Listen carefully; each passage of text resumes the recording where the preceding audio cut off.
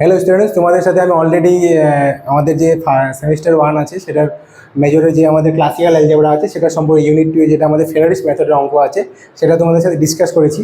তো আজকে সেই জিনিসটা কীভাবে করতে হবে না করতে হবে সেটা আমরা আজকে জানবো কীভাবে প্রসেস বাই প্রসেস করতে হবে। তো প্রথমে আমি যে একটা তোমাদের দুইটা অঙ্ক একটা ভিডিওতে দেওয়া ছিল, সেখানে আমাদের দেওয়া ছিল যে x⁴ + 12x - 5। তো এরকম টাইপের যখন অঙ্কটা দেওয়া ছিল সেখানে আমাদের কীভাবে করতে হবে, তো ফেরারিস যেটা মেথড আছে সেটা একটা ক্রাইটেরিয়া আছে, সেই ক্রাইটেরিয়ার উপরে আমাদের এগুলো অঙ্ক করতে হবে। তো নর্মালি আমি এটা ধরে নিলাম যে x⁴ + 12x - 5 এটা হলো আমার কত, x² + λ তার হোল স্কোয়ার - mx - n তার হোল স্কোয়ার। তো এই দুইটা পার্ট আলাদা আলাদা আছে, এই জিনিসটা আমাকে কম্পেয়ার করতে হবে। কি করতে হবে?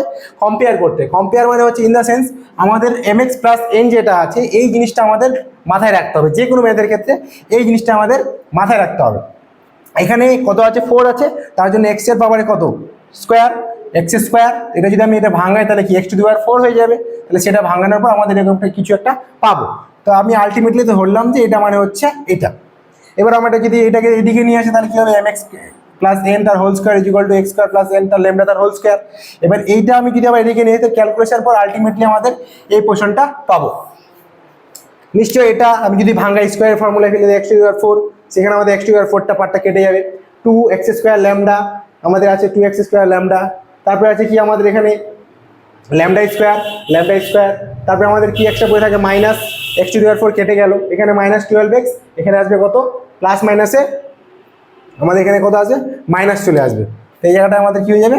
মাইনাস হয়ে যাবে। আচ্ছা, এবার এই জিনিসটা আমরা কীভাবে কম্পারিজন করবো সেটা আমাদের এখন জানতে লাগবে। তো আমাদের এখানে আমি কি বললাম, 2λ x² - 12x + 5 যেটা আছে এটা একটা কি পারফেক্ট স্কোয়ার আমাদের দেখাতে হবে। কি দেখাতে হবে? পারফেক্ট স্কোয়ার এটা আমাদের দেখাতে হবে। পারফেক্ট স্কোয়ারে দেখানোর মানে হচ্ছে আমি যদি এটা পারফেক্ট স্কোয়ারে দেখাতে পারি তাহলে আমি বলতে পারবো যে এটা আমার ফ্যারাডে মেথডে অঙ্কটা করতে পারতেছি। তাহলে কি 2λ x² - 12x + λ² + 5 must be perfect square, এই কথাটা আমি লিখলাম, কথার কথা ধরলাম যেটা হচ্ছে আমাদের কি পারফেক্ট স্কোয়ার। এবার পারফেক্ট স্কোয়ার করার মানে কি আমাদের এই জিনিসটা এমনভাবে সম্পূর্ণভাবে সাজাইতে হবে যাতে আমি দুইটা ইকুয়েশন আলাদা আলাদাভাবে পাই। তো আমি দুইটা ইকুয়েশনে কী পাইলাম, এই ক্যালকুলেশনটা করার পর আমাদের ধরে নাও এই টাইপের একটা ক্যালকুলেশন আমাদের আসার পর একটা এরকম একটা অ্যান্সার আসলো, x³ + λ³ + 5λ - 18 = 0।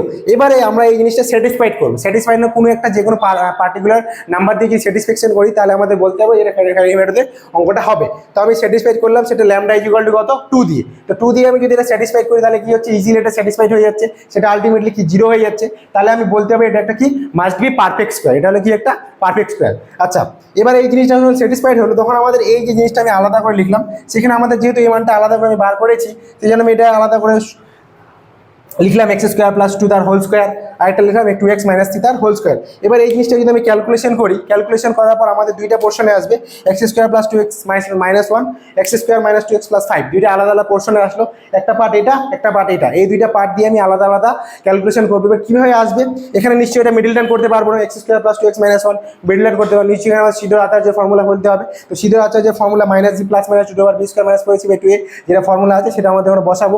সেই ফর্মুলাটা এখানে যদি বসে তাহলে আমাদের আলটিমেটলি একটা রুট পাবো। এই এখানে দুইটা রুট আছে, -1 + -2/2, তাহলে একটা প্লাস নিয়ে নিব, -1 + √2 -1 - √2, এটা আলাদা আলাদা পার্ট আসলো। সেমভাবে আরেকটা কোশ্চেন আসছে x² - 2x + 5, এটাও আমাদের সেমভাবে সিধর আচার্যের ফর্মুলা দিয়ে করবো।